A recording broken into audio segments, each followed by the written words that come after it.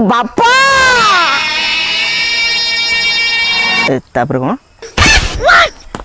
हाँ हाँ मन बोला ध्यान देवे श्रोता मंडली एवं मोर छोट बड़ भाई भौणी माने बापा एमती परिस्थिति को लक्ष्य करी गोटे कथा कहउचंती कहला गाँ मुंडरे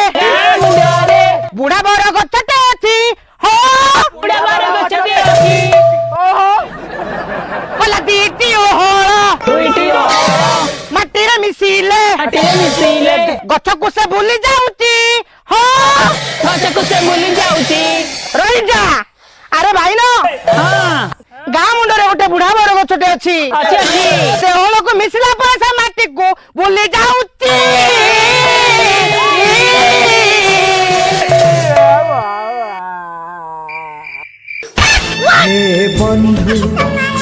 हे बंधु विदाय।